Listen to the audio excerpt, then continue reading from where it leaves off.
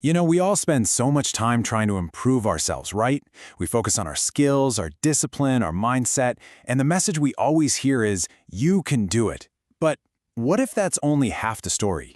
What if the real key to unlocking your potential, to smashing through your limits, isn't actually inside you at all, but in the people you're connected to? Look, we all hit a wall at some point. That moment where you feel like you have absolutely nothing left in the tank, physically or mentally. But is that wall really the end of the line? Or is it maybe just the limit of what we can do by ourselves? I want you to just imagine this for a second. You are at your absolute breaking point. Everything you have fought for is about to just slip away. Your body has completely given up. And then, in a single instant, something changes. You're flooded with this new energy that you know for a fact wasn't there a second ago. What on earth could possibly cause a shift that powerful? Well, that quote, it comes from the story of a Navy SEAL candidate named Bryce. He's at the very end of Hell Week, swimming in freezing cold water, and his body is just shutting down. He's done for. But then, on the shore, he sees his teammate Mark. And Mark sees him struggling, locks eyes with him, and gives him this huge fist pump. And in that one moment, something clicks.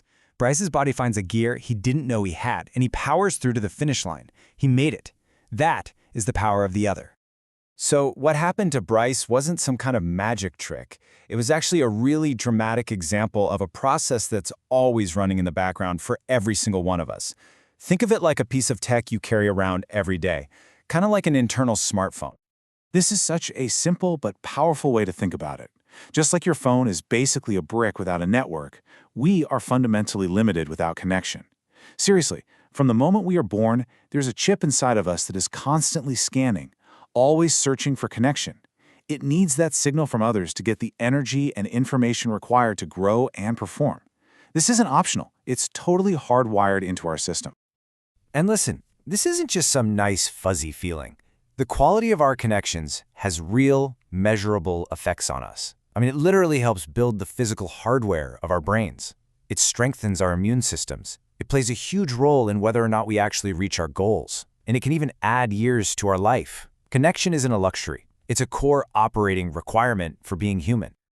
So if we're always searching for connection, why isn't everyone out there just thriving? Well, the problem is that we can find ourselves in one of 4 different relational states, or corners.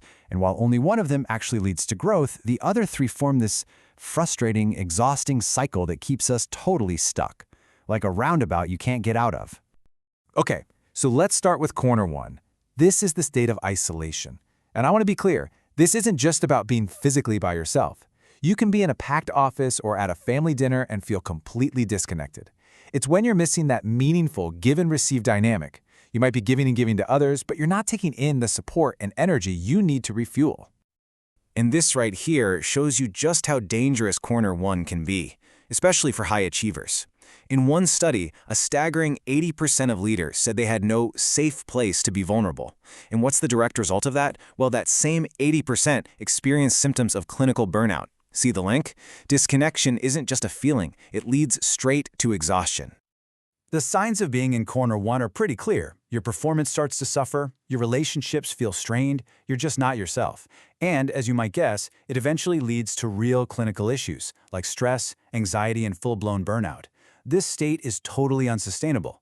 Our internal smartphone will start demanding any connection just to escape it, which, unfortunately, often pushes us right into the next corner. Corner 2 is what happens when our desperate search for connection latches onto the wrong network. This is a relationship, maybe with a critical boss, a disapproving parent, or even that little negative voice inside your own head that consistently leaves you feeling inferior, inadequate, or just plain bad. The biggest problem with corner 2 is what it does to your performance. Your focus completely shifts. Instead of concentrating on the task in front of you, on playing the game, you become obsessed with what the person in the stands thinks about you. You spend all your energy playing defense, just trying to earn approval or avoid criticism, instead of playing offense and driving towards your goal. Let's be honest, nobody likes feeling alone or not good enough. So after spending time in corners 1 and 2, it's totally natural to look for some kind of relief. And that brings us to corner 3, the corner of escape. This is where we find a connection to something, anything, that makes us feel good, fast. It's basically a painkiller for the soul. And these painkillers, as you can see, they come in all sorts of forms. They're all temporary fixes, whether it's the buzz from buying something new, numbing out with food or alcohol, or chasing external validation through awards and praise. These things give you a momentary rush, sure, but they don't fix the real problem, the underlying disconnection. They just mask the symptoms. So you've got this cycle of feeling isolated, then feeling inadequate, then chasing some superficial fix. It's exhausting. It's a roundabout that leads absolutely nowhere. But the good news is there is an exit. There is a fourth corner that can break the cycle and actually fuel real growth. I mean, just look at this trap. You start off feeling alone in corner 1. That loneliness pushes you toward a connection in corner 2 that just makes you feel worse about yourself. To escape that bad feeling, you jump to a quick-fix painkiller in corner 3.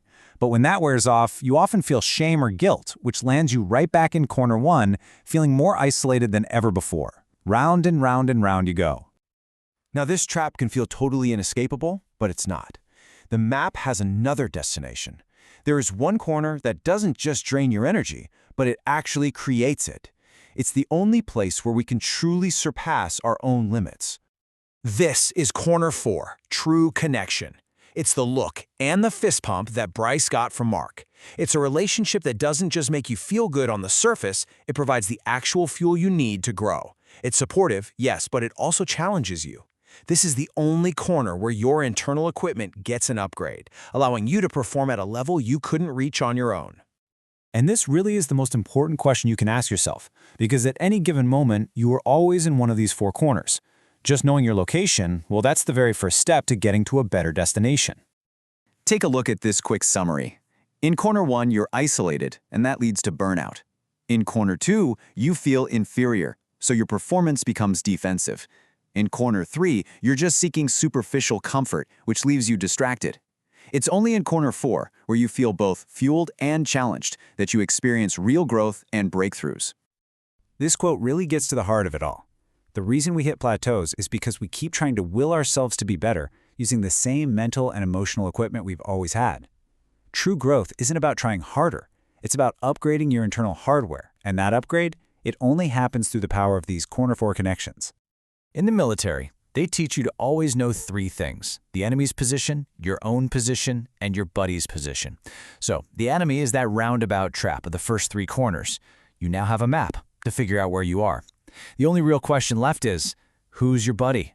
Who is your mark on the shore? Who is your corner 4 connection? Because finding them is how you're finally going to get past your limit.